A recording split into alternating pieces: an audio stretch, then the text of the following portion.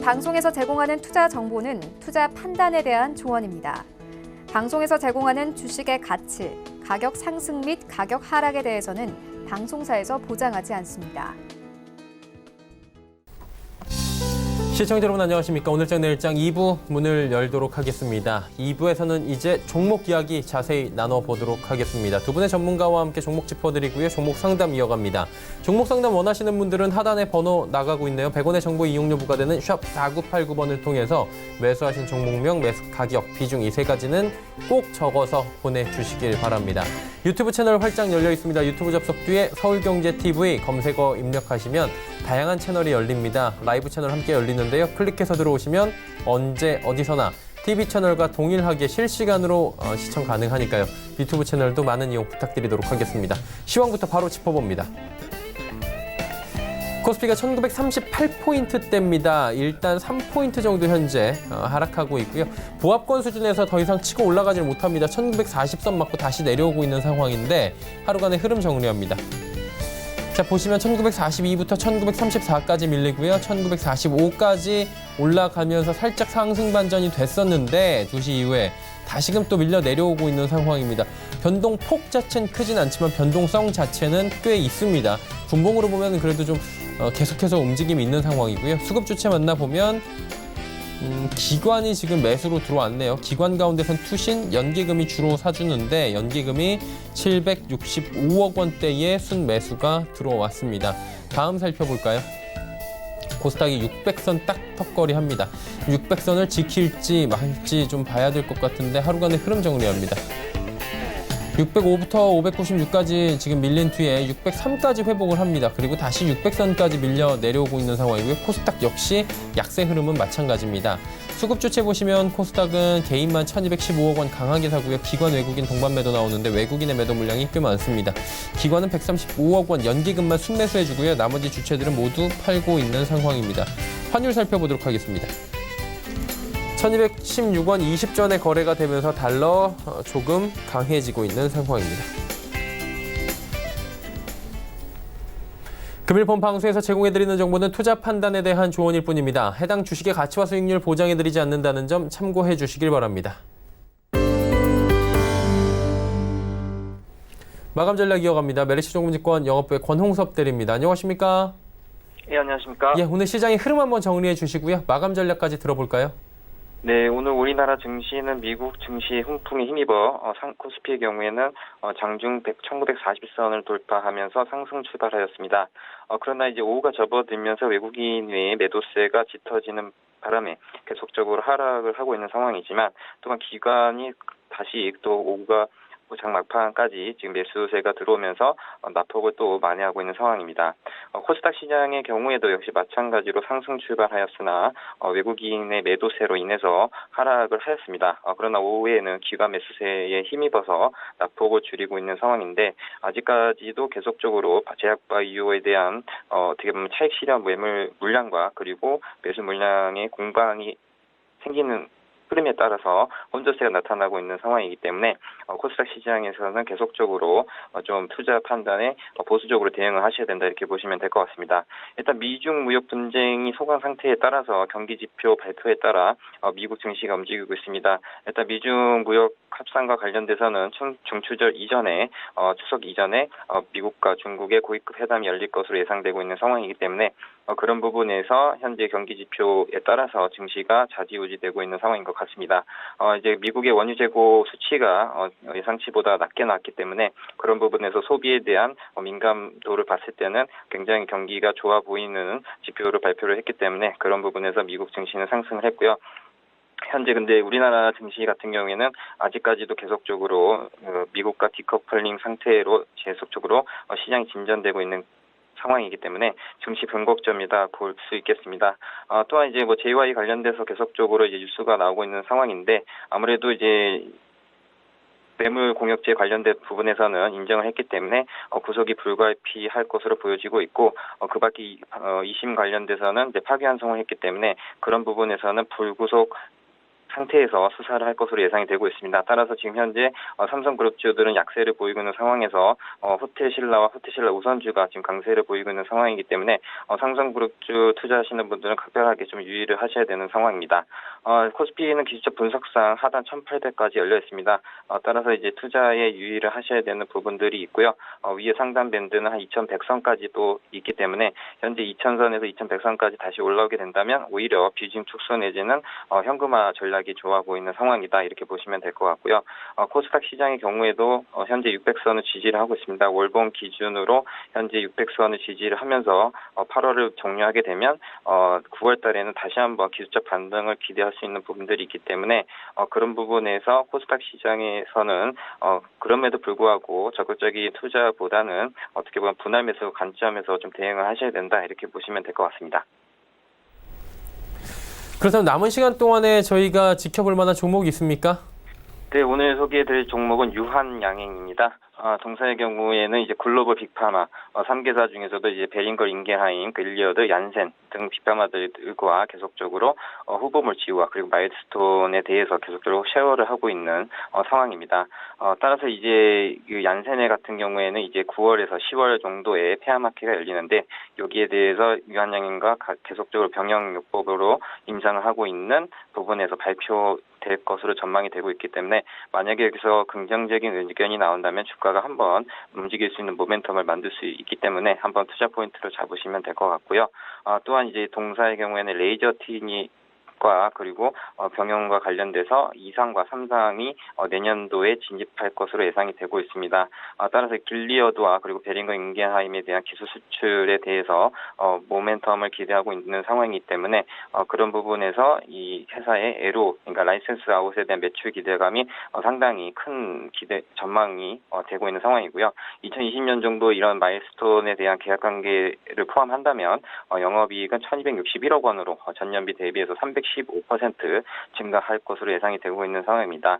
이제 따라서 제약바이오 같은 경우에는 이제 3상에서 결과를 기다리는 종목보다는 2상에서 3상 진입을 하면서 라이센스 아웃 매출을 하고 있는 제약바이오 기업들 위주로 지금 현재는 투자가 유효한 상황이다 이렇게 보시면 될 것 같고요. 가격적인 전략 목표가 29만 원, 손절가는 21만 2천 원 제시해 드리도록 하겠습니다. 네. 오늘 유한양행 이야기까지 들어봤고요. 이쯤에서 보내드리도록 하겠습니다. 고맙습니다. 네, 감사합니다. 메르시증권증권 영업부의 권홍섭 대리와 함께했고요. 지금 계속해서 주문을 지금 김명수 대법원장께서 낭독을 하고 있는데 대법원 최순실에 대해서 강요죄 성립은 안 된다. 원심 판단 잘못이다라고 판단을 했고요. 계속해서 전해드립니다. 대법원은 삼성이 최순실에게 준 말 구입액은 뇌물이다라고 확정했습니다. 또 다른 속보입니다. 대법원 삼성의 영재센터 16억 원에 대한 지원 뇌물로 확인을 했습니다. 그리고 대법원은 국정농단, 박근혜 유죄 부분 파기환송, 무죄 부분을 확정시켰습니다. 다음으로 삼성 이재용 부회장에 대해서는 2심보다 뇌물액이 50억 원이 늘어났고요. 지금 박근혜 최순실 파기환송 2심에서 다시 한다라고 지금 속보가 계속해서 올라오고 있는 상황인데요. 이 부분은 저희가 계속해서 팔로우하면서 계속해서 흐름을 정리해 드리도록 하겠습니다.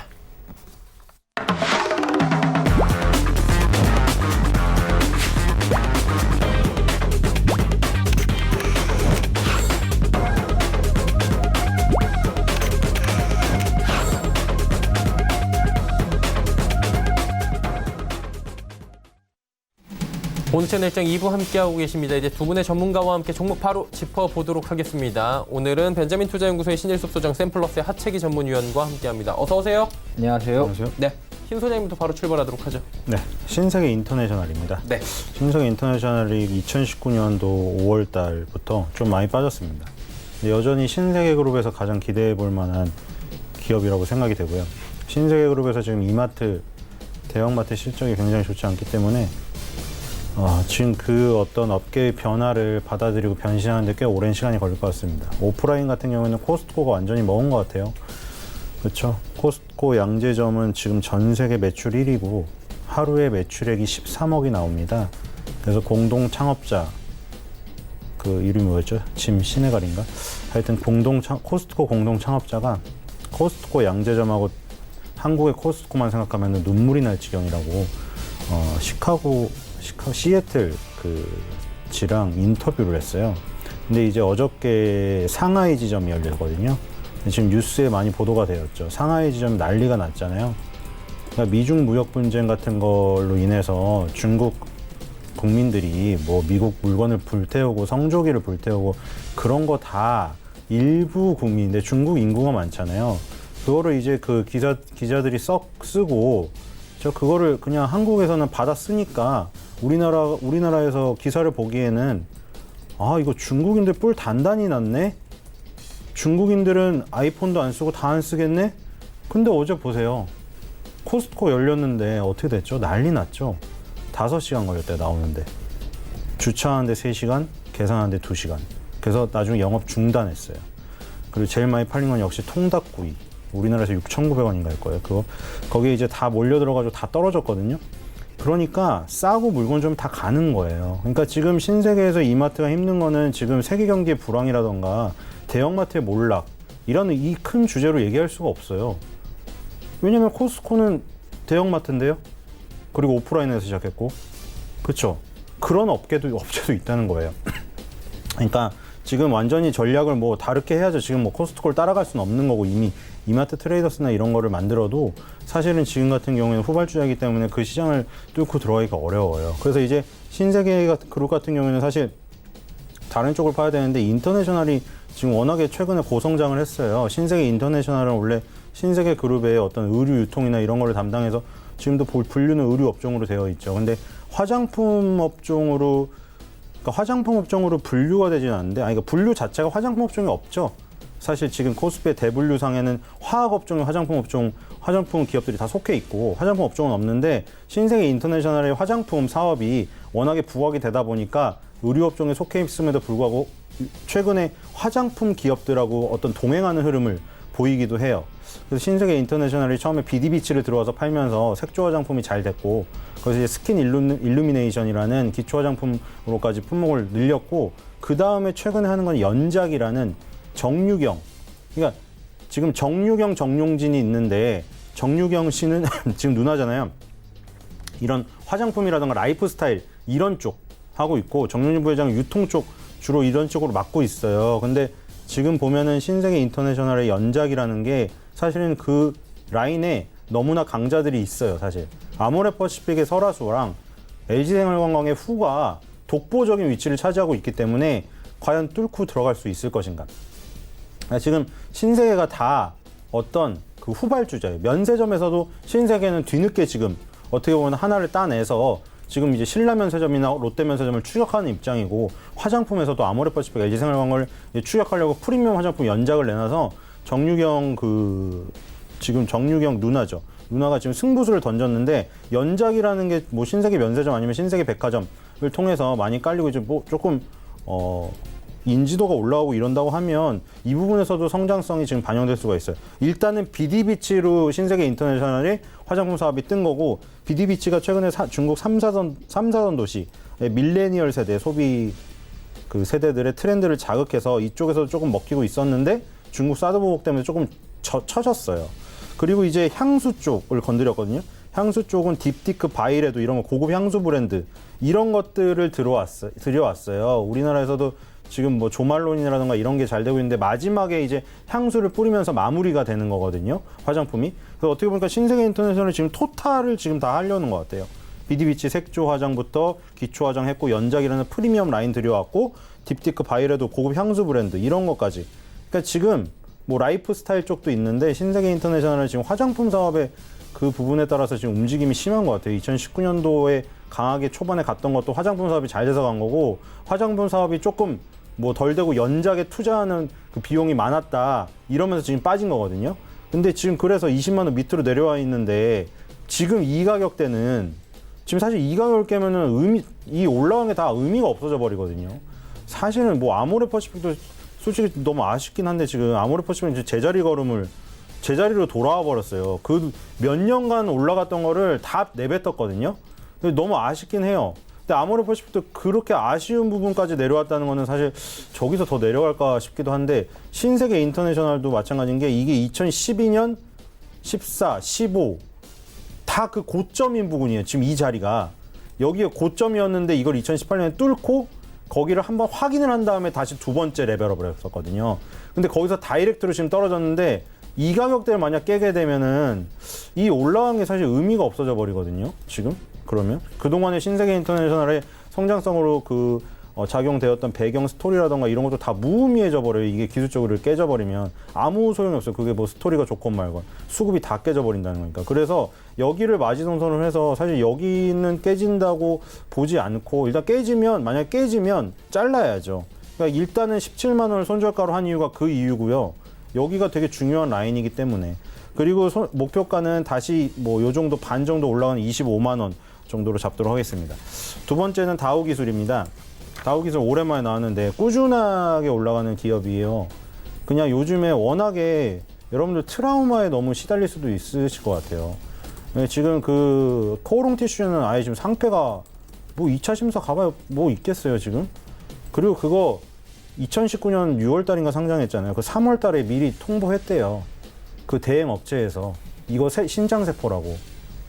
근데 강행한 것 같아요. 그래서 제가 이거 인간이 정말 나쁜 마음을 먹고 태어나서 일부러 개인 투자들을 그렇게 하려고 하는 건가라는 생각조차 들어요. 이제 많이 배운 사람들이 증권사에 들어가서 그걸 IPO를 하는데 아니 누가 봐도 그걸 3개월 전에 알려줬다는데 그거를 상장을 시켰다는 것 자체가 지금 말이 안 되고, 그리고 신라젠도 지금 그렇게 돼가고 있잖아요. 중간 이미 임직원들 많이 매도했잖아요. 근데 이미 그 가격, 매도한 가격에서도 반토막 나 있는 상태거든요. 그러니까 이제 그게 너무 두려워. 지금 이게 어떤 신약이 이제 개발이 되면 좋은데 그게 안 되면 그거 하나에 목매고 있기 때문에 아무것도 없는 거예요. 회사에 남은 게 없어요. 먼지밖에 남은 게 없어요. 진짜로. 그렇기 때문에 차라리 그냥 계속 그동안 몇십 년 동안 어떤 수익원이 있었고 우리에게 눈에 보이는 확실한 수익원이 있었고 그냥 꾸준히 계단식으로 상승하던 것들이 그냥 안정적인 게 이제 좋은 거 아닌가. 그냥 주변에 있는 돈이라도 챙겨야지 없는 허공에 있는 돈 챙기려다가 앞에 눈앞에 있는 돈까지 잃어버리는 경우가 너무 많아서 좀 이게 조심해야 될 것 같아요. 우리나라는 이제 금융시장을 아직 자체를 못 믿겠다는 생각이 들어서. 그래서 다우기술은 그냥 꾸준히 올랐잖아요. 지금 보면은 2001년도부터 그냥 계단식 상승이에요. 뭐 다이나믹하게 뭐 바이오 기업처럼 그런 거를 원하는 사람들에게는 성에 안 차겠지만 계단식으로 꾸준히 오르거든요. 그리고 이게 키움증권의 대주주잖아요.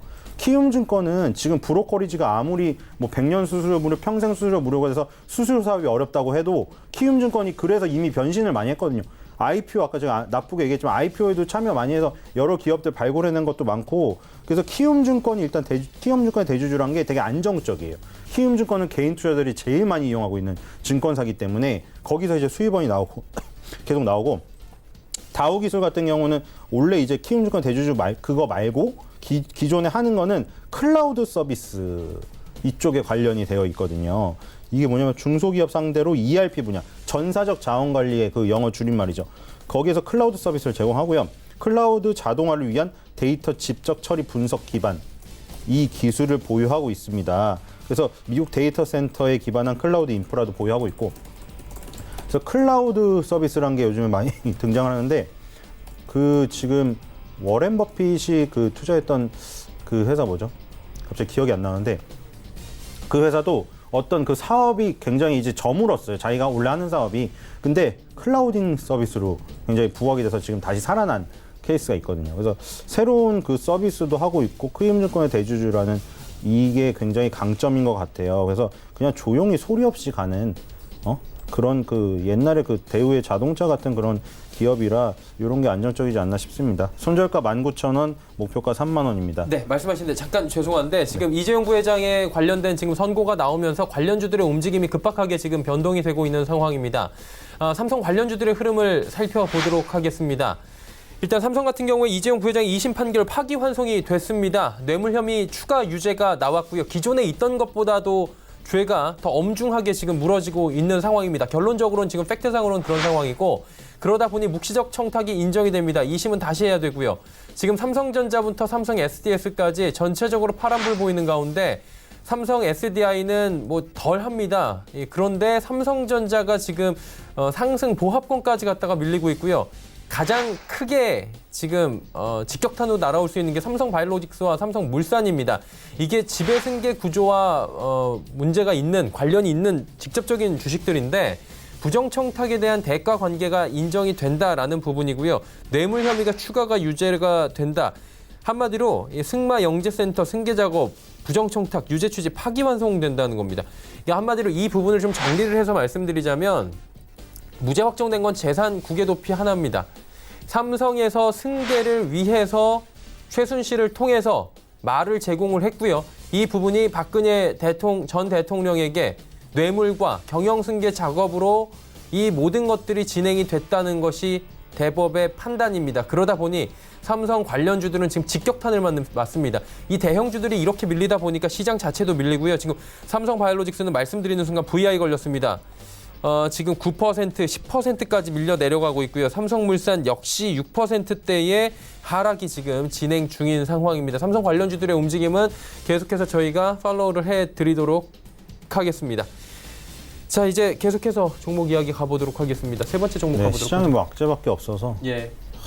힘 좀 주세요. 예. 네, 솔직히 그 우리나라 주식을 해야 되나 이런 생각까지 드는데 지금 율촌화학을 세 번째로 소개시켜드리겠습니다. 어쨌든 뭐 비중하고 이런 거는 조심하셔야 될 거로 생각이 돼요. 제가 계속 이것도 제일 지금 강하게 얘기하고 있는 건데 솔직히 그냥 비방용이면 더 강하게 얘기할 수도 있습니다.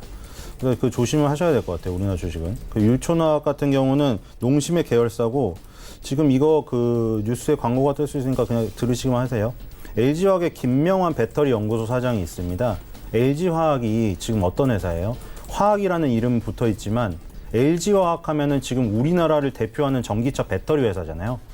지금 뭐 삼성 계열사도 얘기도 나왔지만 LG화학하고 삼성 SDI가 지금 쌍벽이에요. 그래서 LG화학 하면은 지금 사실 기초화학 분야보다는 배터리 쪽 얘기에 보이스에 되게 집중을 많이 하거든요. 지금 28일 날 삼성동 코엑스에서 코엑스 많이 열리죠. 2차 전지 관련 컨퍼런스가 열렸어요. KABC 2019. 여기서 안 그래도 기자들이 요즘 민감하기 때문에 물어봤어요. 일본의 배터리 파우치 필름. 우리가 처음에 반도체 그 소재 뭐 부품 때린다고 했을 때 2탄은 분명히 얘네가 그 배터리 필름 때릴 거다. 왜냐면 우리나라가 지금 전기자동차, 수소차 얘기도 많이 나오지만 전기자동차를 지금 미래 어떤 먹거리로 삼으면서 열심히 달리고 있잖아요. 그래서 그걸 방해하려고 일본이 분명히 배터리 필름 안 줄 거다. 배터리 필름을 일본 걸 많이 써요. 그래서 여기서 물어봤어요. 배터리 파우치 필름 업체 DMP와 쇼와덴코가 있는데 이게 지금 그 일본 정부가 언제든 마음대로 이게 규제를 해버리면 어떻게 수급을 할 것이냐고 김명환 배터리 연구소 사장한테 물어봤더니 여기서 율촌화학이 등장했어요. 이 율촌화학은 물론 한국의 어떤 회사든 협력해서 알루미늄 파우치 필름을 국산화 할 거고 지금 최근에 중국에 수출하고 있는 율촌화학의 파우치 필름에 대해서 테스트를 했다. 여기까지 지금 말을 했거든요. 그러니까 율촌화학이 원래는 그 농심의 계열사고 농심의 신라면이라던가 이런 과자, 새우깡 포장지 만드는 회사예요. 되게 안정적인 회사인데 그 포장지가 뭘로 이루어져요? 포장지도 필름이거든요. 그 만드는 기술을 이용해서 전자소재 업체로 변신하려고 준비를 해놨었거든요. 그러니까 아직 뭐 수율이라던가 이런 것에 비해 일본 업체에 떨어지겠죠.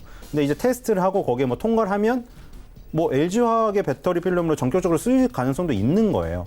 그러니까 아까 그 직접 배터리 연구소 소장이 말을 했기 때문에. 그래서 이 지금 반도체용 포장재라던가 배터리 전기 2차 전지 배터리 그 필름 요 전자소재 사업부가 급성장하고 있는데 아마 그거에 날개를 달 수 있는 어떤 환경도 조성될 수 있다. 그런 가능성을 엿보일 수 있는 그 코멘트가 나왔고요. 손절가는 15,000원 그리고 목표가는 2만 원입니다. 손절가 지금 15,000원 깨졌네요. 일단 그 종가를 보고 다시 한번 뭐 다음 주에 다시 말씀을 드리도록 하겠습니다. 네 번째는 에코마케팅입니다. 에코마케팅은 제가 여러 번 갖고 왔는데요. 에코마케팅을 얘기하면서 제가 클럭 마사지기를 많이 얘기를 드렸어요. 근데 이게 저만 얘기를 하는 게 아니라 보고서에도 그게 많이 등장을 하거든요. 여기 보면은 데일리 앵코라는 자회사가 있어요. 에코마케팅에. 이게 바로 클럭을 개발한 회사인데 원래 이런 그 클럭 마사지기 이런 것들을 만드는 이런 중소기업들이 타겟이 어디냐면 여기 나와 있죠. 10대에서 30대가 많이 사용하고 소셜 플랫폼에서 그렇죠? SNS를 많이 쓰니까 그 다음에 2만 원대에서 3만 원 이하의 저렴한 일회성 상품을 판매하는 거예요. 근데 클럭 마사지기는 뭐냐면 효도 상품으로 활용되면서 등에다 뭐 발에다 붙이는 거예요. 그래서 마케팅도 실제로 그렇게 했어요. 할아버지 할머니들 뭐 효도 상품, 명절 상품을 사주라. 지금도 추석 앞두고 그걸 마케팅 계속 하고 있거든요. 그래서 50대, 70대 고객까지 타겟을 늘렸어요. 그리고 이 50대 이상의 수요 때문에 50대 이상, 사실 50대는 지금 사실 젊은 나이잖아요. 근데 물론 50대부터 이게 좀 시니어로 쳐요. 50대, 60대, 70대. 그래서 여기 전자결제를 못 하시는 분도 있잖아요. 그래서 여기서 전화 주문을 도입을 했어요. 그러니까 이게 보통 은행이나 이런 데서 지금 그런 데 있거든요. 아예 시니어들만 따로 전화로 하도 은행이 막 모바일로 가고 직원도 없어지고 이러니까 그런 분들을 위해서 따로 그렇게 마련도 해요. 근데 지금 이 일반적인 그 어떤 전자상거래에서 파는 요즘 스타일의 그 마사지기를 팔면서 이런 식으로 지금 층을 넓혔다. 이게 다른 어떤 아이템과의 차이다. 여기다 이렇게 해놨거든요. 그래서 지금 요런 아이템을 만약에 만들게 되면 20, 30대뿐만 아니라 50, 70대까지 늘릴 수가 있는 거죠. 그래서 이 아이템이 성공을 거뒀기 때문에 앞으로 이 비슷한 유형의 아이템을 만약에 출시를 한다면 50, 70대가 이미 확보가 돼 있잖아요. 클럭 미니 마사지기를 좋아했던 사람들. 그럼 그분들에게 또 다른 상품을 소개하기 쉬운 거죠, 이제는. 그 사람들이 이 클럭 마사지기를 써보고 만족을 했기 때문에. 그래서 이제는 조금 평탄하게 갈 수가 있는 어떤 계기를 마련했다. 그래서 데일리앤코, 자회사 데일리앤코의 그 어떤 성장세가 눈여겨볼 만하고요. 그래서 에코마케팅이 3개월 조정을 받았기 때문에 기술적인 이격도 부담이 없다고 생각이 됩니다. 10개월 선에 지금 맞닿아 있기 때문에 여기서 한번 매수를 해봐도 좋을 것 같아요. 손절가 26,000원, 목표가 4만 원입니다. 마지막 종목은 인텔리안테크입니다. 이것도 예전에 가지고 왔었던 종목이죠. 그 지금 에코마케팅이랑 똑같은데 3개월 동안 조정을 해가지고 이격이 조금 부담이 없어졌어요. 그래서 괜찮아요. 지금 이 내용은 뭐 많이 설명을 드렸어요. 이동체 위성통신 안테나 제조사여서 우리가 뭐 탱크 아니면은 뭐 이동하는 버스 아니면 하늘을 나는 비행기 그리고 뭐 배 떠다니는 배 이런 데서도 위동통신을 원활하게 할 수 있게 지금 위성통신 안테나를 그 제조하는 업체인데 데이터 전용 해상 위성통신 안테나 글로벌 시장 점유율 1위입니다. 그래서 우리나라에서 되게 독특하고 유니크한 기업이라고 설명을 드렸고 상장된 지 얼마 안 됐지만 2016년도에 상장됐거든요. 계속 2만 원대 아래에 있다가 2019년에 포텐이 터졌어요, 얘가. 그리고 3개월 동안 쉬는데 밑에 계속 밑꼬리가 달리고 지금 올라가려고 하고 있죠. 그래서 지금 이런 부분들 기술적으로 이격을 줄였기 때문에 부담 없이 접근을 할 수 있다. 그래서 접근해 보시면 좋을 것 같고요. 손절가 25,000원, 목표가 35,000원입니다. 5종목 들어봤습니다. 지금 삼성 관련주들은 낙폭을 줄이는 종목들도 보이고 있고요. 조금 속보를 전해드리자면 호텔신라 같은 경우에는 또 이재용 부회장이 이렇게 어떤 성공고파에서 악재가 나오면 호텔신라는 급등하는 모습이 보여지는 기현상인데 일단은 뭐 호텔신라 같은 경우에 장중에 지금 8만 원대까지 찍고 있는 상황입니다. 삼성은 대단히 송구하고 잘못 되풀이 않도록 본연의 역할에 충실하겠다라고 하고요. 삼성 관련주 중에 호텔신라 지금 급등하고 있다라고 보시면 될 것 같고요. 또 지금 뭐 관련해서 여러 가지 움직임들이 있는데 BGF 같은 경우에는 지금 관련은 있다라고 얘기들이 나오고 있는 상황인데 그런데 아직까지는 뭐 크게 움직임은 없는 상황입니다. 하 의원님 바로 만나보도록 하죠. 예. 어떤 종목부터 출발할까요? 네, 제가 오늘 처음 말씀드릴 종목은 페노션입니다. 예. 한때 저기가 조선 쪽이 좋을 때 잘 나갔었는데 조선업종이 좋지가 않으면서 상당히 고전을 많이 했는데 하림에서 15년 6월에 좀 인수를 했죠. 그러면서 이제 하림 그룹의 벌크선으로서의 국내 대표적인 회사가 됐는데 이 회사 같은 경우는 이제 벌크선을 갖고 있기 때문에 철강석이라든가 석탄, 곡물 등을 좀 운송을 하고 있습니다. 특히 하림 쪽에서는 이제 닭을 키우다 보니까 곡물 쪽에 운송하는 데서 많은 좀 도움이 좀 될 것으로 좀 예상을 하고 그때 좀 인수 의견이 있었죠. 거기에다가 이제 컨테이너선이라든가 탱커선, 그다음에 LNG 운송 등 다양한 해상 운송을 좀 서비스를 좀 제공을 하고 있다라는 거. 특히 LNG 운송 쪽에 있어서 보면은 2020년에 황산화물의 배출 규제에 따른 운임 지수가 좀 개선이 될 것으로 좀 보입니다. 그래서 일단은 이 조선업종이 이제 트렌드가 조금 바뀌고 있죠. 친환경적으로 좀 전환이 되고 있는 부분. 그렇게 되면은 운임 지수가 좀 개선이 되면은 거기에 따른 또 이익이 또 생기지 않을까 이렇게 좀 예측을 하고 있고요. 그다음에 2분기에 좀 실적이 좀 발표가 됐었죠. 매출액 같은 거는 6,323억.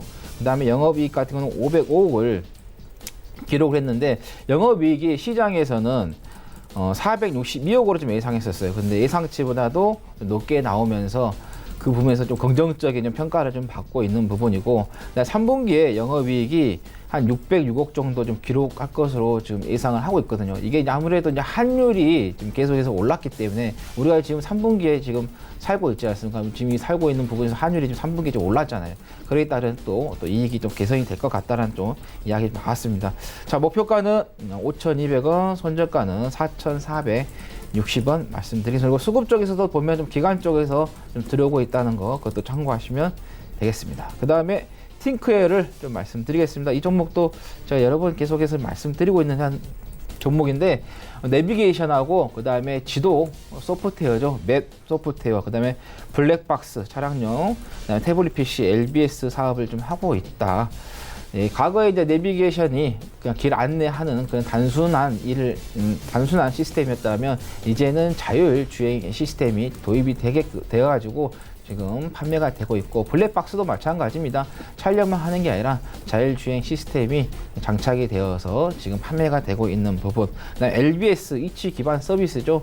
이거는 이제 증강현실, 가상현실, 앞으로의 4차 산업으로 해서 미래 성장 먹거리 하나의 사업이죠. 이 증강현실 같은 경우는 우리가 가구라든가 그 다음에 온라인에서의 옷을 좀 구매를 하는 데 있어서 색상이라든가 그리고 나에게 좀 어울리는가 좀 고민이 많이 됩니다. 근데 이 증강현실이 도입이 된다고 하면은 그 부분에 있어서 훨씬 더 좀 해결이 되는 부분이고, 부동산도 마찬가지입니다. 어플 쪽에서 지금 보면은 이 증강현실을 통해서 아파트라든가 원룸이나 이 내부를 좀 더 정밀하게 자세하게 좀 볼 수 있게끔 좀 시스템이 만들어져 가지고 좀 사용되고 있고, 가구도 마찬가지입니다. 이케아 같은 경우는 진작 시작했죠. 이 가구가 내 집하고 어울리는지 색상이라든가 이런 배치 다 해가지고 우리가 선택할 수 있게끔 그렇게 만들어졌다는 거죠. 그래서 그런 부분에 있어서 많은 좀 수익이 좀 발생할 수 있다는 거 말씀드리겠고, 상반기에 볼보 트럭 코리아와에서 자율주행 디바이스 제품에 대해서 공급 계약이 체결이 됐습니다. 정부에서도 투자 이야기가 계속 나왔죠. 앞으로도 계속해서 정부 쪽에서도 자율주행에 대한 투자는 이루어질 겁니다. 우리나라 정부라든가 기업 말고도 글로벌 기업들이 구글, 그다음에 미국 쪽에서도 일본이라든가 중국 쪽에서도 세계 모든 나라들이 이 미래 먹거리인 자율주행차에다가 많은 돈을 좀 투자를 하고 있습니다. 그래서 이쪽 관련된 부분 종목들을 좀 잘 살펴보는 게 좋을 것 같습니다. 우리가 과거에 새로운 어떤 산업이 육성이 됐을 때, 만들어질 때, 그때 그 관련된 종목들이 상당히 많이 갔다라는 거고, 그래서 그러든지 삼성이라든가 구글에서도 커넥티드카 공동 플랫폼 구축하고 있고, 그 다음에 최근에 극커브 속도 경보 시스템도 개발해가지고 국제 표준 시험에 좀 통과가 됐습니다. 초행길이라든가 밤에 어두울 때, 또 비가 오고 눈이 올 때, 이럴 때 운전할 때 좀 불편한 게 있을 거예요. 갑자기 가다가 극커브가 나왔을 텐데 이거를 미리 이 시스템이 알려준다는 거죠. 그래서 아무래도 운전하는 데서 조금 더 안정적으로 수월하게 운전할 수 있는 많은 도움이 될 것 같다는 거고, 차량용 공기청정기도 좀 제조를 하고 있습니다. 우리가 이 이닉스라든가 공기청정기 처음 만든 회사에 나왔을 때 과연 이 제품이 좀 팔릴까 했었는데 엄청나게 팔리면서 주가들도 많이 올라갔었습니다. 이제는 이제 차량용 공기청정기 쪽으로 청정기가 또 변화가 좀 되고 있습니다.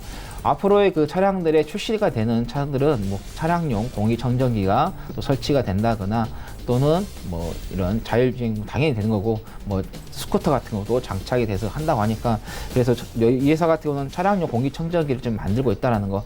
지금은 이제 날씨가 미세먼지가 없으니까 관심을 받지 않고 있죠. 근데 다시 또 미세먼지가 발생한다고 하면은 또 관심을 받을 수가 있다라는 거. 그래서 보시면은 산업으로서 미래 먹거리에 있어서 자율주행, 그다음에 차량용 공기청정기, 그다음에 이런 위치 기반 서비스를 해서 상당히 많이 연관이 되기 때문에 우리가 좀 이걸 짧게 보시는 것보다 좀 길게 보시는 게 좋겠다라는 말씀드립니다. 일단 단기적으로 목표가는 8,200원, 손절가 6,750원 말씀드립니다. 자, 세 번째는 솔루에타를 말씀드리겠습니다. 솔루에타 같은 건 전자파 차단 차폐 소재를 전문적으로 만들어내는 회사입니다. 올 상반기에 이 기지국을 설치하는 기사분께서 이제 좀 안 좋아가지고 병원으로 갔는데 뇌종양 판결이 됐었죠.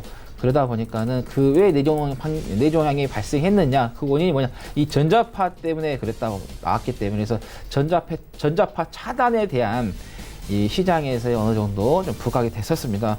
그리고 우리가 일상생활에서 많은 전자파에 좀 노출이 되어 있습니다. 그래서 얼마나 잘 차단하는지 그것도 하나의 좀 중요한 요건이 되겠는데, 그래서 그랬는지 삼성전자, 그다음에 LG전자, 애플 등 휴대폰 만드는 업체에다가 지금 납품을 하고 있다라는 거고, 최근에 그래핀 관련된 종목들이 많이 올라갔었습니다. 이 솔루에타도 마찬가지입니다.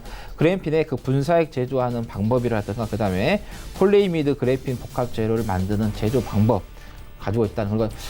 지금은 계속 이 회사의 그 사이트를 가서 보면은 18년, 17년, 16년 꾸준하게 3개에서 4개 정도 계속해서 특허를 좀 취득을 하고 있습니다. 그래서 그래핀 관련된 기술의 좀 특허도 좀 다수 좀 보유하고 있다라는 것.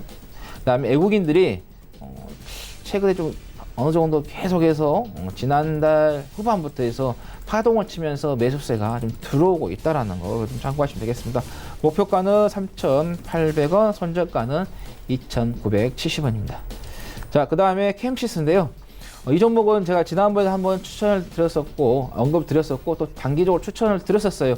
근데 한번 시장이 좀 출렁거렸을 때 월요일 날 좀 개발하게 했었지만, 제가 이 종목은 좀 더 가지고 가시라는 말씀을 드렸는데, 어제 오늘 이틀 동안 지금 상승을 하면서 그날 월요일 날 하락한 걸 다 지금 만회를 하고 있는 그런 상황에서 다시 한번 좀 언급을 좀 드립니다.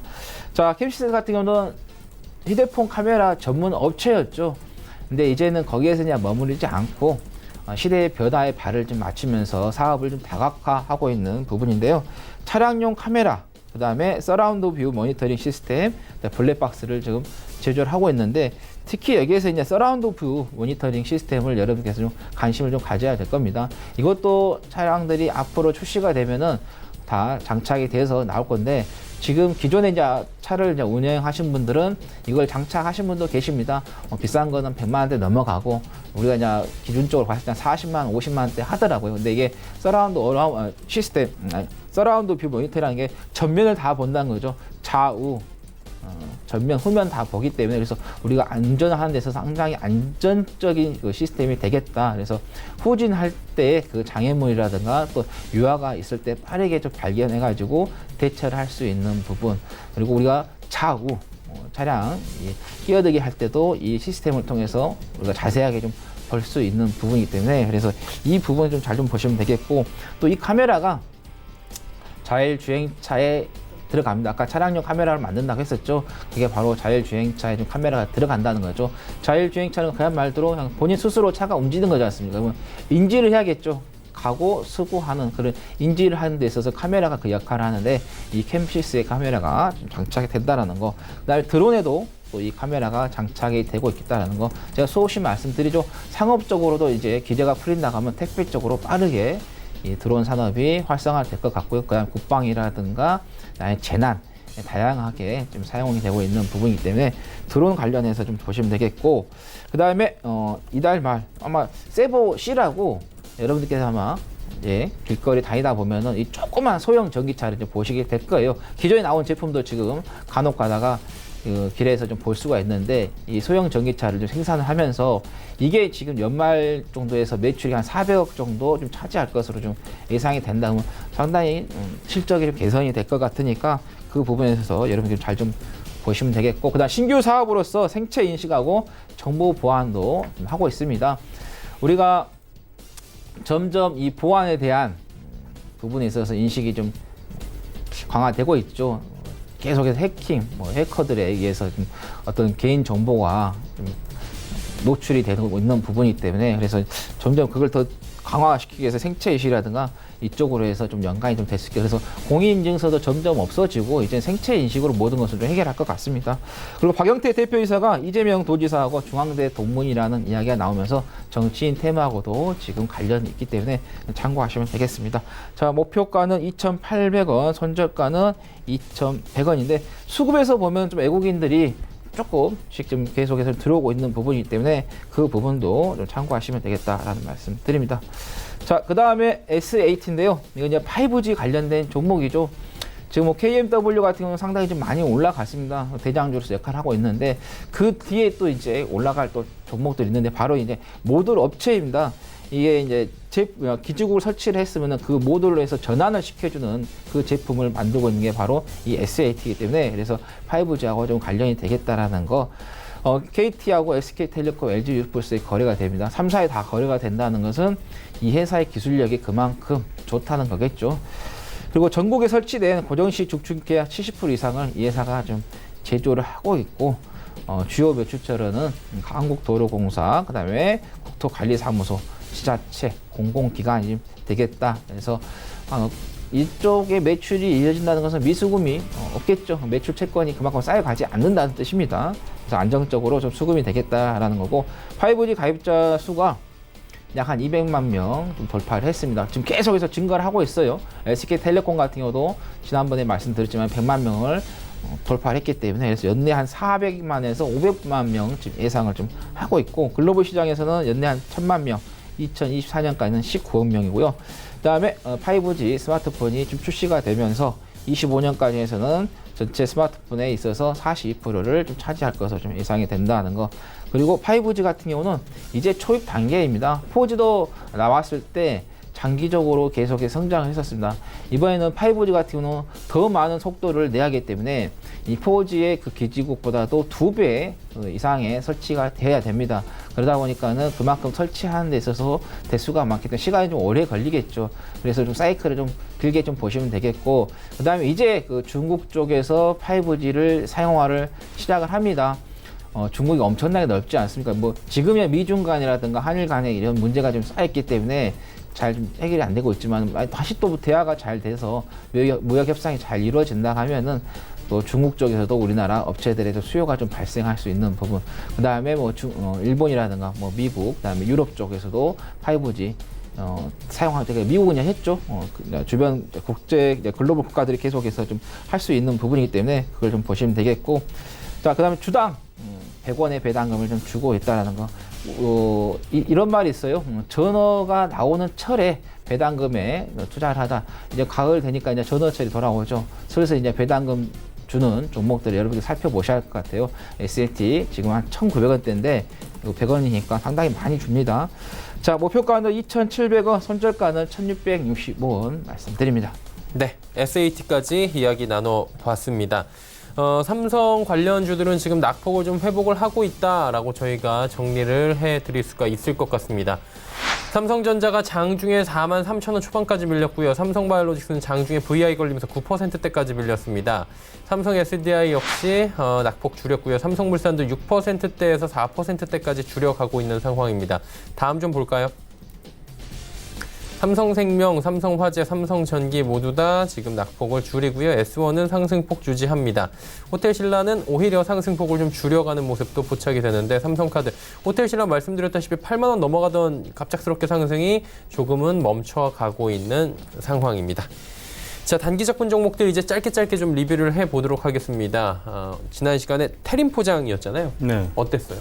지금 그 제자리 걸음인 것 같아요. 예. 지금 한솔재지가 일단 태림포장 인수전에서 철수한다고 포기 선언을 했거든요.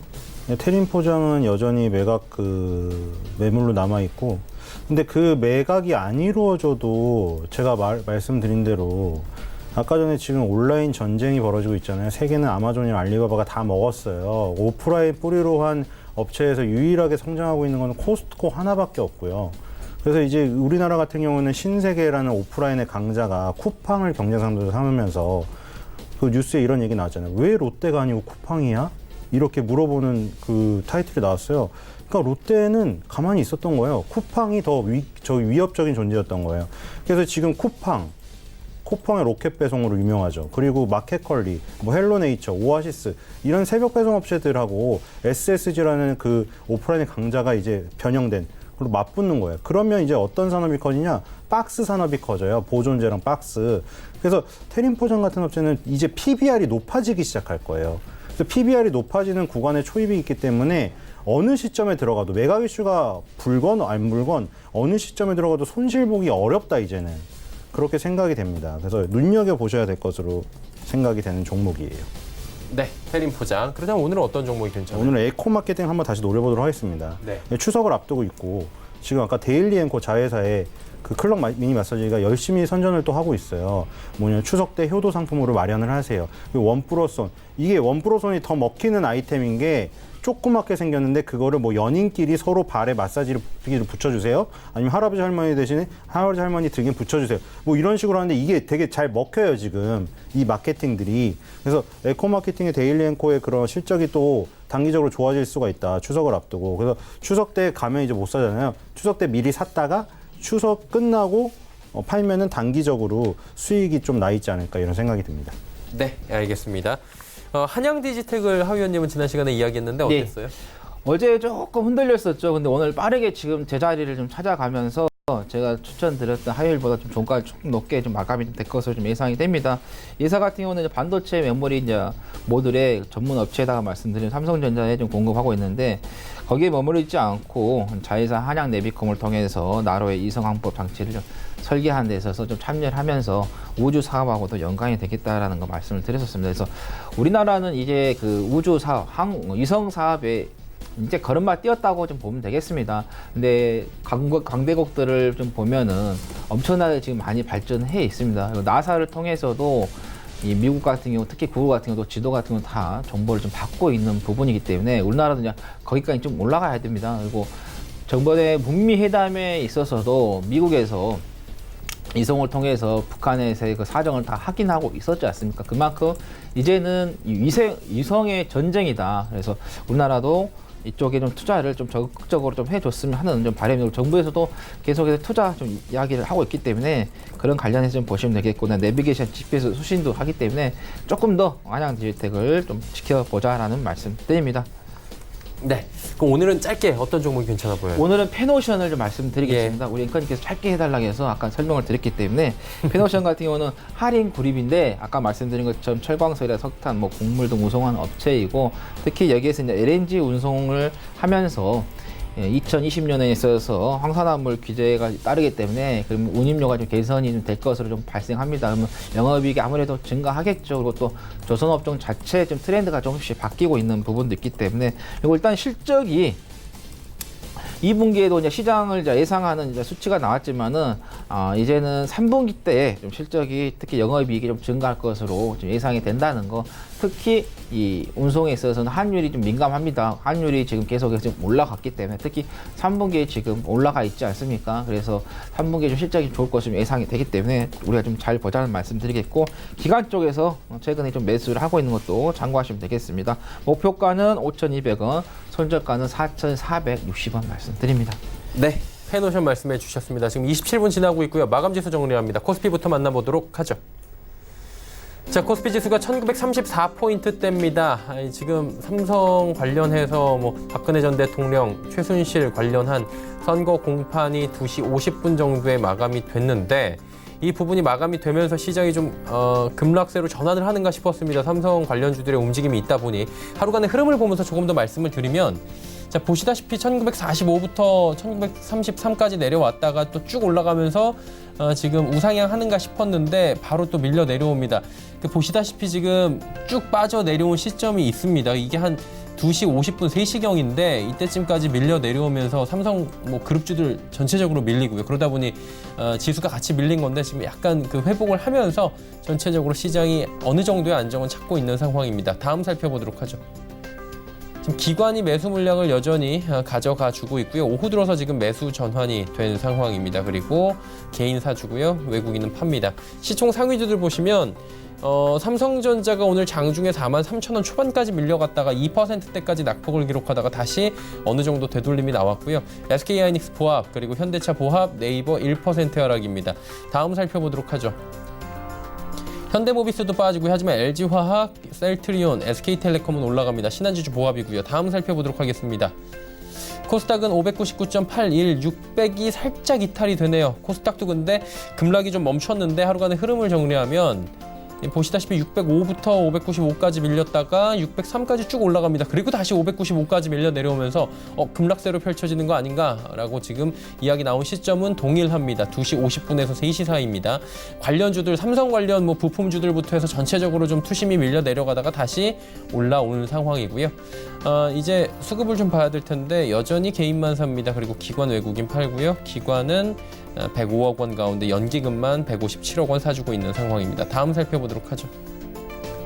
셀트론 헬스케어, CJENM, KMW, 펄어비스 올라갑니다. 그리고 헬릭스미스만 살짝 조정이 나오고요. 6위부터 10위 종목들입니다. 메디톡스와 슈젤은 여전히 빠지고 SK머티리얼즈도 3%의 조정이 나오는 가운데 오늘 스튜디오 드래곤과 HLB는 소폭씩 지속적으로 상승 흐름을 가져가고 있는 상황이고요. 일단 전체적으로 좀 정리를 하자면 코스닥 시총 상위주들은 큰 움직임은 없었습니다. 하지만 부품주들이나 전체적인 투심 자체가 코스피 밀리고 코스닥 지수가 조금 밀리다 보니까 잠깐 휘청했던 모습이다라고 정리하면 될 것 같습니다.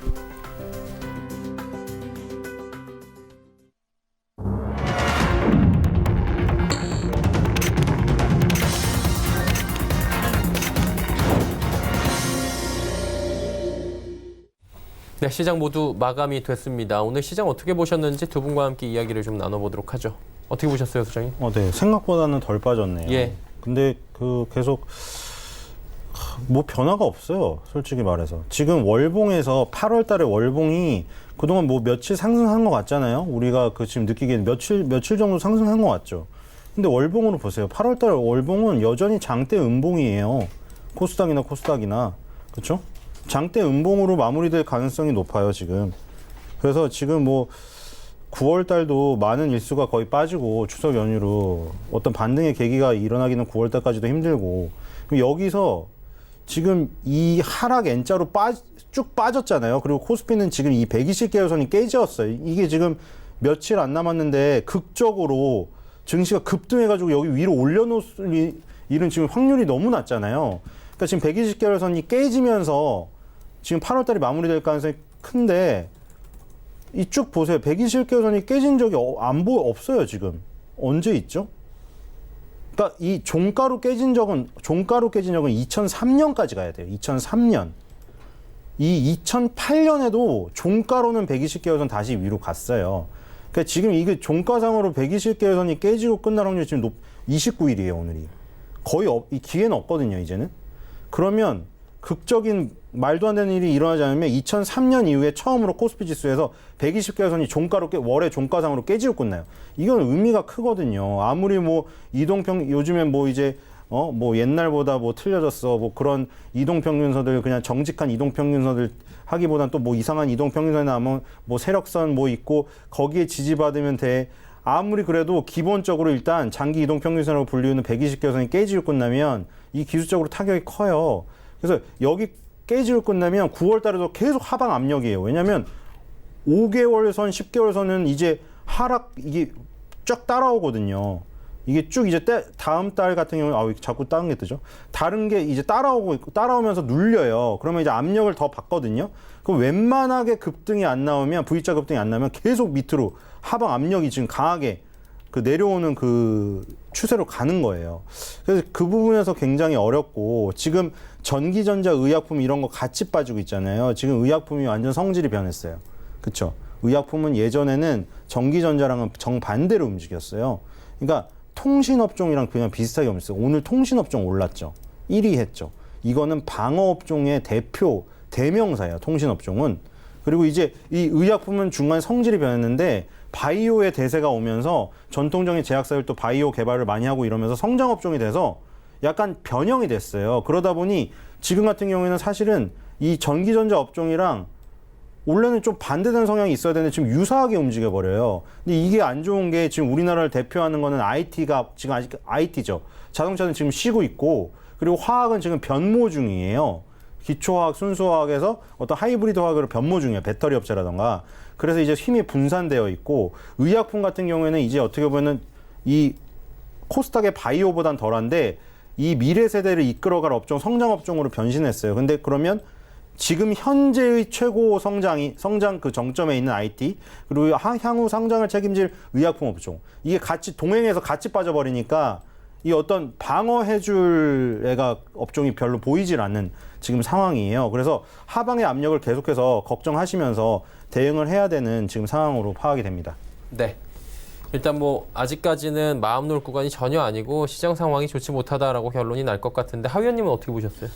저는 이제 제가 8월 6일에 출연하면서 계속해서 시장에 대해서 좀 긍정적으로 좀 보시면서 저가 매수 기다를 말씀드렸습니다. 그러면서 항상 공포가 왔을 때 기회였다. 그래서 이번 공포가 왔을 때도 기회를 좀 잡으시면 좋겠다라는 말씀 드렸고요. 뭐 제가 오늘 아침에 좀 방송에 출연했을 때도 좀 긍정적으로 좀 보시면서 좀 대응을 하시라는 말씀 드렸었습니다. 단기적인 이제 트레이닝 하신 분들은 이제 5일선을 이제 보고 대응을 하시라는 말씀 드렸었고요. 지금 상황이 작년 10월이 그다음 그 급락이 나왔을 때 분위기하고 비슷합니다. 그러다 보니까 여러분들께서 어느 선까지 올라갈지 우리가 조금 더 지켜봐야겠죠. 그렇지만은 당분간은 어느 정도 단기적이든 뭐 중기적으로 추세는 계속해서 우상향을 조금씩 올리면서 갈 수 있는 그런 부분이기 때문에 여러분들께서 좀 보시면 되겠고, 오늘 또 시장은 어제 이제 그 미국의 에너지들이 강세를 좀 보이면서 특히 이제 원유가 급감했었죠. 그래서 장 초반에 좀 시가를 높게 잡고 갔지만은 중간에 이제 그 항생 지수가 개장을 하면서 미중 간의 정치적인 있어서 좀 마찰 그런 부분에서 좀 밀리는 그런 흐름이 좀 보였었습니다. 그러다가 또 오후에 좀 올라왔었는데 또 2시부터 해서 이제 대법원에서의 국정농단에 대한 선고가 좀 시작되면서 상당히 좀 변동성이 있었습니다. 우리가 과거에 박근혜 전 대통령의 파면 결과가 나왔을 때도 그 판결문 하나하나 이야기에서 주가의 변동성이 좀 심했었습니다. 그리고 그 전에는 트럼프 대통령이 당선이 안 된다고 했는데 당선이 된다 안 된다 선거 결과가 나오면서 이 지수도 엎치락뒤치락 했었죠. 그러듯이 그런 부분에 있어서는 일시적으로 잠깐 그런 모습이었지 계속해서 그게 진행이 되는 부분은 아니었다라는 거죠. 그래서 오늘 좀 삼성전자, 삼성 관련된 종목들이 출렁거렸습니다. 저는 개인적으로 조금 시장이 끝나고 나서 이게 발표가 됐으면 하는 바람이었는데 장중에 좀 발표가 되다 보니까는 그런 부분에 있어서 여러분들께 크게 미동할 필요 없다. 일희일비하지 마시고 좀 긍정적으로 좀 보시면 좀 가시는 게 좋겠고, 이제 내일 우리나라 이제 금융통화위원회가 열립니다. 여기에서 이제 금리를 인하한다는 것은 조금 어려울 것 같습니다. 지난번에 한번 내렸기 때문에. 그래서 그 부분에 있어서는 뭐 그냥 평이하게 가지 않을까 이렇게 좀 예상이 되겠고, 그다음에 오늘 이제 북한에서 최고인민회의 소집이 됐는데 어떤 결과가 나왔는지 모르겠어요. 만약에 좋은 쪽으로 나온다 하면은 대북 관련된 종목들도 좀 좋은 현상을 좀 보이지 않을까. 그리고 이번 주에 또 이제 2분기에 GDP 미국에 좀 발표가 되겠고, 7월 잠정 주택 발표가 되고, 그다음에 이제 9월 1일에 이제 미국하고 중국이 서로 이제 관세를 이제 매깁니다. 미국에서 3천억 정도의 제품에 대해서 15%의 관세를 좀 매기고, 그다음에 중국 같은 경우는 한 750억 정도의 미국 제품에 대해서 5에서 10% 각각 관세를 좀 부과하는 부분이 있기 때문에 이거 보시면 되겠고, 다음 주에 좀 이벤트가 좀 많이 있습니다. 또 유럽 최대 가전 전시회도 좀 개최가 됩니다. 그래서 LG전자에서 V 시리즈의 싱크 공개 예정이 되어 있고, 그 다음에 삼성에서도 폴더블 스마트폰이죠. 갤럭시 폴드도 지금 발표가 좀 예정이 되어 있는 부분이기 때문에, 그래서 이 핸드폰 부품들도 여러분들께서 미리 조금 아셔가지고 대응을 좀 해보시는 게 좋겠다라는 말씀 드립니다. 네. 시장 상황에 대한 이야기 두 분께서 전해주셨고요. 지수 정리해 보도록 하겠습니다. 코스피가 하락 마감했습니다. 0.4% 빠지면서 1933.41포인트의 거래 마감됐고요. 다음 살펴봅니다. 코스닥이 0.55% 빠지면서 599.60포인트 600선 다시 한번 또 무너지는 모습이 보여집니다. 환율 살펴봅니다. 환율은 2원 50전 올라가면서 1216원 40전에 거래가 마감이 됐습니다. 종목 상담 바로 이어갑니다. 첫 번째 종목은 상상인 들어와 있습니다. 3595번님의 문자고요. 13,900원에 비중 18%, 비중은 그렇게 많지 않은 것 같은데, 일단 뭐 최근에 급등락이 좀 심했던 종목으로 상상인은 저희가 알고 있어요. 어떻게 할까요, 신 소장님? 갑자기 급락이 나왔네요. 예. 이게 그 증권사 생기기 그 전까지만 해도 기대감이었는지 계속 올랐었거든요. 근데 요즘에 그 상상인 증권에서 보고서 많이 나오잖아요. 되게 생소한 증권사여서 저 증권사 뭐였지? 하면서 보게 되잖아요. 근데 그때까지 주가가 좋고 되게 조용했는데 갑자기 거래량이 터지면서 급락을 해버렸네요, 지금. 지금 보면은 60개월 선까지 빠졌다가 딱 60개월 선에서 지지를 받고 지금 올라왔어요. 그래서 지금 같은 경우는 일단 그 단기 급락이 나왔기 때문에 이 단기 급락에 놀래서 파는 거는 안 좋은 것 같고요. 저는 좀 더 보유를 하면서 지켜보는 게 낫다고 생각이 됩니다. 그래서 지금 원래 이렇게 시장에 관심이 없는 종목이었어요. 이 게시판에 글도 없었어요. 이거 갑자기 나와가지고 지금 2016년부터 18년 쭉 보면은 매출액 계속 상승 중이고 영업이익은 엄청나게 늘었어요. 702억에서 1,758억까지. 지금 꾸준히 재무제표도 상승 중이고 약간 그런 이슈 때문에 단기적으로 빠진 것 같아서 그냥 보유를 하시면 될 것 같습니다. 네, 그냥 조금 더 보유하자라고 상상인 말씀해 주셨고요. 두 번째 종목 바로 이어가 보도록 하겠습니다. 마니커 FNG 8,670원의 비중 10% 2770번님의 문자인데 하위원님 어떻게 할까요? 네, 신규 상장 종목이죠. 원래 이제 마니커라는 회사가 있고 여기에 이제 마니커 FNG가 이제 상장이 됐는데 이제 온라인 전문 이제 매장으로서의 이제 상장이 됐는데 신규 상장 종목들은 조금 시장에서 좀 살펴보면서 좀 대응을 하시는 게 훨씬 더 나았습니다. 근데 지금 다행히도 저는 이제 시장에 대해서 긍정적으로 좀 바라보는 그런 부분이기 때문에 해서 지금 시장이 아무래도 상승을 가게 되면은 거의 대부분 종목들이 좀 우상향하는 그런 부분이 나옵니다. 그래서 마니커 FNG 같은 경우는 조금 더 보유를 하시자는 말씀드리겠고 아직은 뭐 손절하지 마시고 목표가는 지금 매수가가 8,680원이라고 하셨나요? 8,670원이네요. 8,670원인데 한 9,600원까지 목표가를 좀 정하셔서 대응하시면 되겠다라는 말씀 드립니다. 네. 다음 종목 갑니다. 6086번님의 종목이고요. 대한항공 들어와 있습니다. 36,900원에 비중 20%. 사실 항공주에 대한 전망은 지금 그렇게 좋지 않은 걸로 알고 있어요. 신 소장님 어떻게 할까요? 지금 항공주는 좋지가 않아요. 대한항공하고 아시아나항공이 거의 유사하게 움직이는 종목이죠. 왜냐하면 우리나라를 대표하는 양대 항공사이기 때문에. 근데 최근에 약간 다른 흐름이 그 장기적으로 보면은 거의 큰 흐름은 똑같잖아요. 네. 내려갈 때 내려가고 올라갈 때는 큰 흐름은 완전히 유사하거든요. 지금 2019년에 갑자기 두 개가 다른 이유는 아시아나항공은 지금 매각 이슈가 살아 있어서 그런 건데 지금 아시아나항공도 보니까 애경그룹 빼고는 지금 다 저기 거론되던 회사들이 다 발을 뺐어요. 그쵸? 그러니까 그게 거론되던 회사가 정말 그 회사가 거론했는지 그냥 기자가 그 기사를 썼는지 모르겠는데 갑자기 거론이 되던 회사들이 막 테마로 움직이다가 다 죽었어요. 알고 보니까 이제 다 안 한다는 거예요. 근데 지금 그럼에도 불구하고 아시아나항공은 아직 버티고 있는 거는 그나마 그러니까 본입찰이 애경은 이제 들어올 것 같고 팔릴 수도 있다는 기대감이 올라가는 것 같아요. 그래서 이거는 변수가 들어와서 지금 이런 거예요. 근데 아시아나항공만 하나 보니까 그래도 우리나라 항공사 대표 중에 두 개가 오르니까 항공주 괜찮나? 하잖아요. 그럼 확률로 봐잖아요. 확률로. 항공사들 그 상장되어 있는 거 한번 다 쳐보세요. 지금 어떤 상황인지. 지금 TA홀딩스 그리고 TA항공으로 할까요? 홀딩스는 지주회사니까 TA항공 완전히 지금 저점 분에서 밑에 한 계단 더 내려가 버렸어요. 아예. 그쵸? 그리고 제주항공 저점 붕괴됐어요.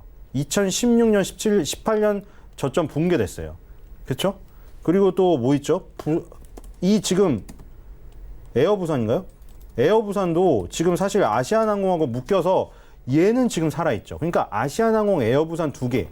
지금 매물로 나온 애들만 유달리 다른 흐름을 보이고 있고 나머지 저가 항공사들하고 그쵸? 대한항공은 주가가 똑같아요. 그러니까 지금 기본적인 항공 업황에 관련되어서 움직이는 애들은 안 좋다는 거예요. 매각 이슈가 있는 애들만 조금 다른 흐름으로 움직이고 있다. 대한항공은 매각 이슈가 없죠. 그러니까 더 조심해야 돼요. 에어부산하고 뭐 아시아나항공도 매각 이슈가 갑자기 뭐 아예 뭐 매물이 그러니까 그 매각 그 해당자들이 지금 없어져 버리거나 이러면 또 급락을 하겠는데 지금은 살아 있으니까 아직 걔네들은 보고 있는 거고 나머지 업황이 얼마나 안 좋은지를 알 수 있는 건 대한항공 같은 대형 항공사랑 저가 항공사가 다 저점 붕괴하고 있다는 거죠. 저점이 붕괴된 거는 위험해요. 그러니까 저점이 붕괴돼서 어떤 아이고 차가워하고 잠깐 튈 때 있죠. 그때 그 튀는 게 너무 약하면 그 빨간색에 얼씨구나 좋다 하고 물으면 안 되고요. 그 튀는 부분을 그 반등을 매도의 기회로 삼아야 돼요. 그래서 TA항공, 대한항공, 제주항공 다 마찬가지인데 저점이 붕괴되고 내려가다가 어느 순간 이제 너무 차가우면 한번 뜨겁게 튀어요. 그러니까 뜨겁게 튕긴다는 표현이 정말 뜨거운 게 아니라 빨간 양봉이 떠요. 근데 그 양봉을 아주 강하게 다이렉트로 V자 반등이 안 나오면 매도의 기회로 삼아야 돼요. 지금. 안 그러면 제 생각에 지금 되게 어렵습니다. 저가항공은 더 어렵고요. 대한항공도 어려워요.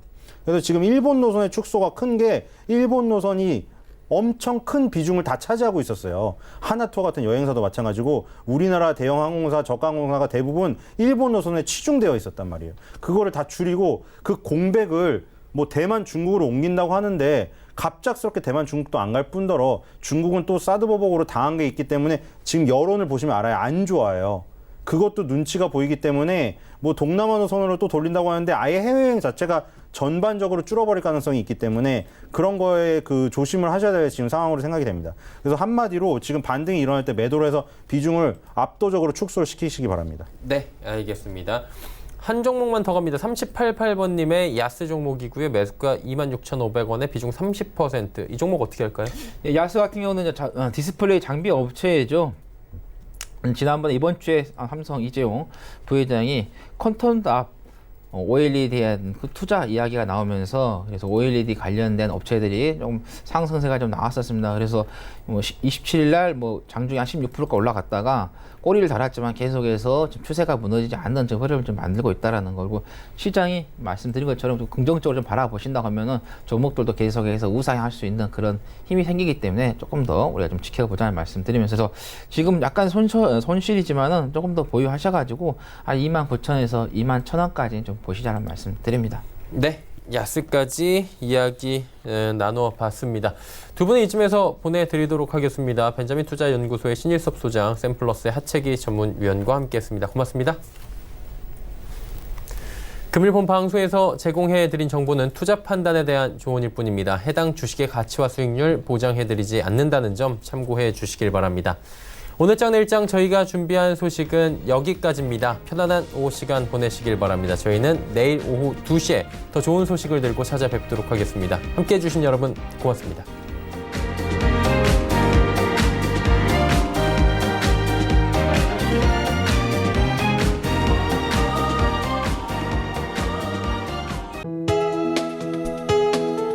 본 방송에서 제공하는 투자 정보는 투자 판단에 대한 조언입니다. 방송에서 제공하는 주식의 가치, 가격 상승 및 가격 하락에 대해서는 방송사에서 보장하지 않습니다.